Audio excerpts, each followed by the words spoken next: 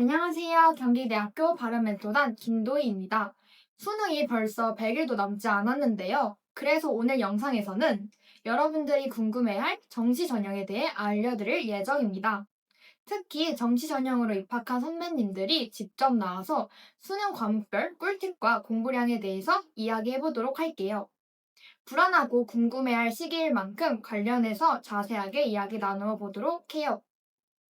자, 선배님들을 만나보기 전에 먼저 경기대학교 정시 전형들을 간단하게 짚고 넘어갈게요. 아직 현재 2026년도 모집 요강이 나오지 않은 관계로 자세한 내용은 차후 2026년도 모집 요강을 참고해 주세요. 다음은 2026학년도 주요 변경 사항입니다. 표를 확인해 주세요.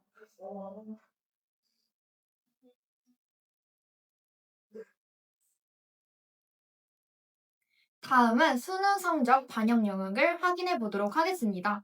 수능 성적은 100분위 점수를 반영하고 있습니다. 탐구 영역은 응시 과목 중 상위 1개의 과목만 반영하고 있습니다. 한국사는 5등급 이상의 학생들은 감점 없이 6, 7등급은 0.5점, 8, 9등급은 1점을 감점하고 있습니다. 과목별 수능 성적 반영 방법은 학부별로 다르기 때문에 앞으로 나올 입시 요강을 참고해 주길 바랍니다. 그럼 이제 대부분의 정시 전형의 학생들이 지원하는 수능으로 합격한 바른멘토단 선배님들과 함께 이야기를 나눠볼까요?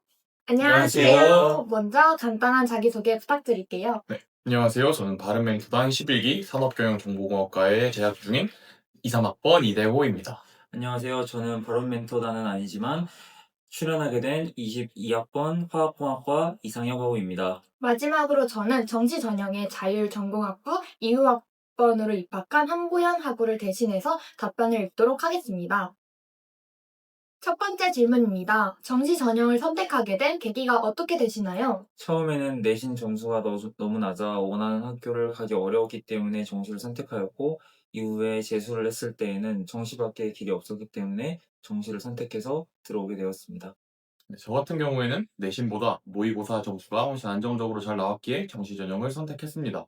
내신은 수행평가나 과제 하나로 점수가 크게 바뀌는 반면에 모의고사는 제가 공부한 만큼 점수가 오르니까 더 맞다고 생각했어요. 특히 모의고사에서 점수가 조금씩 오르는 걸 보면서 아, 이게 내 방식이구나 라고 확신이 생겼고 수시 전형보다 좋은 대학을 갈 수 있다는 생각이 들었기에 정시 전형을 선택했습니다. 보현하고 같은 경우에는 고등학교 때 코로나가 겹치면서 습 습관이 바로 잡히지 않아서 내신을 챙기지 못하였고 뒤늦게 공부를 하려고 하다 보니 정시 전형을 선택하였다고 하셨습니다. 두 번째 질문입니다. 정시 전형에서 선택한 선택 과목과 그 이유는 무엇인가요? 네, 저는 국어에서는 합법과 전문을 선택했어요.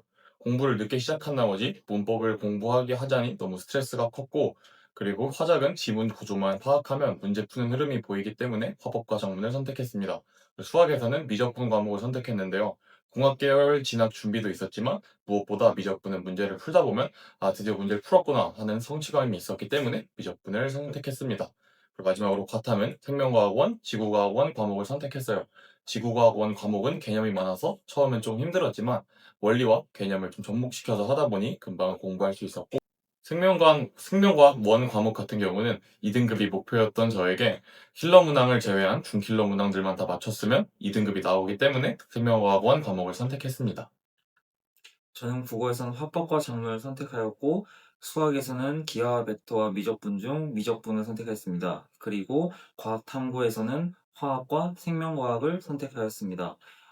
화법과 작문은 언어에 비해 암기량이 적어서 선택하게 되었고, 화학은 킬러 4문제 제외 16문제를 모두 맞추면 상대적으로 부담감이 적기에 선택하였으며, 생명은 유전 부분을 제외하고 모두 맞출 수 있었기에 선택하게 되었습니다. 또한 미적분은 도형을 잘 이해해야 하는 기하와 벡터보다는 식과 그래프의 관계를 잘 이해해야 하는 미적분이 저에게 더 맞다고 생각하여 선택하게 되었습니다. 보현하고부는 생활과 윤리, 사회문화를 선택하였는데요. 아마 인문사회 계열 친구들이 가장 많이 선택하는 과목일 거예요. 내신으로 수강했던 과목이 생활과 윤리, 사회문화였기 때문에 추가적으로 따로 공부하지 않고 시간을 절약할 수 있기 때문에 두 과목을 선택하였다고 하였습니다. 세 번째 질문입니다. 하루 평균 과목당 공부량과 각 과목의 공부법은 무엇인가요? 우선 국어부터 말씀드리면 하루 두세 시간 정도 공부를 했으며 기출문제를 풀 때 틀린 문제를 그냥 넘기지 않고 왜 이 선택지가 잘못되었을까까지 보면서 공부를 하였고요. 수학은 하루 4시간 정도 무조건 했습니다. 저는 오답을 정말 중요시 생각하기 때문에 오답 노트를 정말 신경 써서 썼고 문제를 다시 한번 풀어보는 연습을 위주로 했던 것 같아요. 영어는 점심 먹고 하루 1시간 그리고 주 2, 3회 정도 듣기 평가를 하면서 감을 잃지 않도록 노력했고 과학 탐구 같은 경우는 하루 총 2시간 정도, 생명은 준킬러 문항을 맞추기 위해서 정말 많은 교재들을 통해 연습했고, 지구과학은 정말 개념이 많기 때문에 하루 한 번씩은 개념 요약본을 보면서 공부하였습니다. 매일 국어 1시간과 영어 1시간을 꾸준히 공부했으며 수학, 과탐 두 과목은 하루에 4시간씩 최소 시간을 잡아두고 남는 시간은 선택적으로 부족한 과목들을 공부하였습니다. 언어와 관련된 영어와 국어는 매일 공부해야 하기 때문에 각각 1시간씩 최소 시간을 잡아두고 매일매일 공부했으며 국어는 읽고 이해하는 시간을 중요시 잡았고 영어는 영어 단어를 외우는 시간을 조금 중요히 잡아서 그 시간들을 조금 더 활용했던 것 같습니다. 그리고 수학은 매일 문제를 풀면서 모르는 부분을 오답노트를 철저히 작성하였습니다. 그리고 이렇게 공부하여 하루에 보통 8시간에서 10시간 정도 순 공부 시간을 얻어냈습니다. 보현하고 경우에는 하루 평균 10시간가량 하셨다고 하였습니다. 아무래도 인문사회 계열이다 보니 수학에 가장 취약하여 가장 큰 비중을 두고 공부를 하였고, 국어와 영어 같은 경우에는 수능에 적응을 하기 위해서 기출문제 풀이가 핵심이라고 생각을 들어서 기출문제를 위주로 풀이하였다고 하였습니다. 또한 사회탐구 같은 경우에는 개념을 탄탄히 잡고 암기하는 것을 바탕으로 기출문제를 풀이해 나가는 과정을 집중적으로 공부를 하였다고 하였습니다. 네 번째 질문입니다. 기간별 공부량과 남은 100일 동안 과목별 공부 꿀팁이 있으실까요? 남은 기간 동안은 새로운 것들을 건드리기보다는 오답 문제를 다시 풀어보기, 각 과목 유형별로 부족한 문제를 풀어보기, 개념 수시로 암기하며 불필요한 오답 줄이기가 핵심이라고 생각합니다. 그리고 수능 시간에 맞게 기상하고 그에 맞게 치르는 과목들을 공부하는 것을 추천합니다. 누구는 100일 전까지는 이미 있던 것들을 잘 다져야 된다 말하고 100일 이후부터는 새로운 걸 하면 안 된다고 합니다. 그리고 100일 이후부터는 공부를 더 열심히 해야 한다고 하는데 그 말은 100일 전까지는 공부를 열심히 하지 않았다는 말이 됩니다. 그래서 저는 100일 전과 100일 이후에도 똑같은 공부량을 유지하면서 항상 열심히 해야 된다고 생각합니다.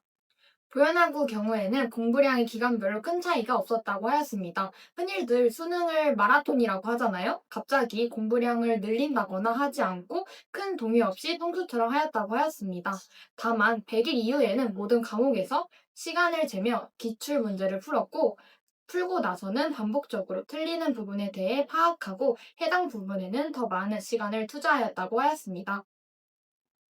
다섯 번째 질문입니다. 수능 도시락 메뉴는 무엇이었고, 수능을 보는 친구들에게 메뉴를 추천한다면 무엇이 있을까요?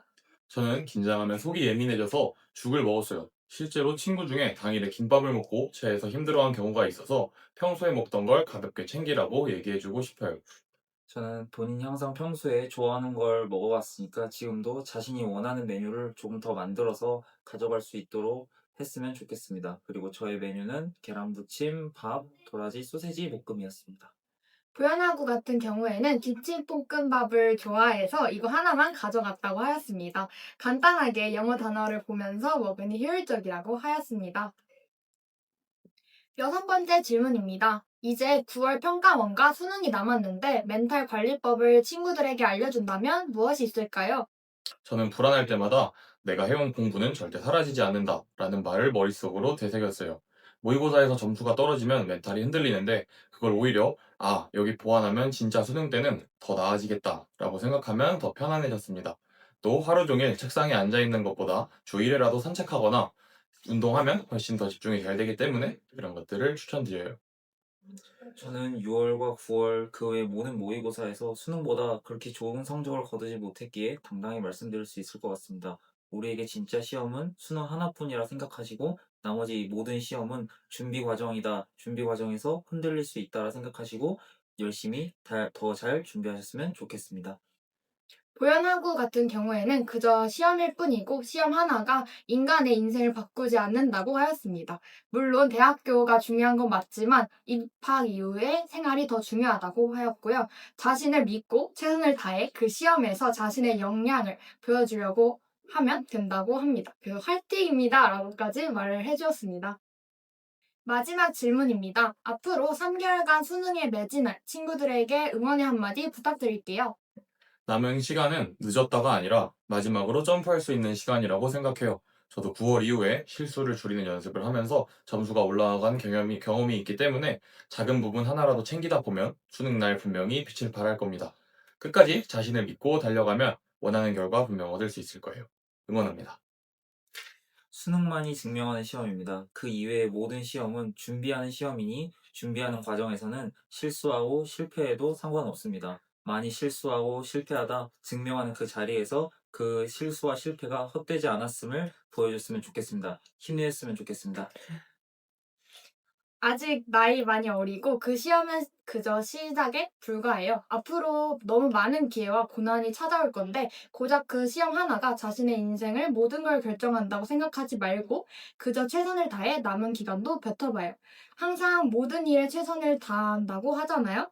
수능도 그저 그런 일 중에 하나인 거예요. 너무 힘들고 끝이 안 보이던 수험 생활의 끝이 다가오고 있으니까 좀만 더 화이팅 하세요 라고 보현아님께서 말씀해 주셨습니다. 오늘 영상이 정시를 준비하는 여러분들에게 조금이나마 도움이 되었길 바랍니다. 정시는 한 번의 시험으로 앞으로의 많은 것이 바뀌다 보니 준비하는 동안의 불안함도 심할 것 같아요. 여러분이 준비하는 길이 조금이라도 덜 외롭고 힘들지 않도록 바로멘토단이 함께하겠습니다. 앞으로 여러분의 여정을 응원하며 저희는 인사드리도록 하겠습니다. 그럼 지금까지 경기대학교 바로멘토단이었습니다. 안녕!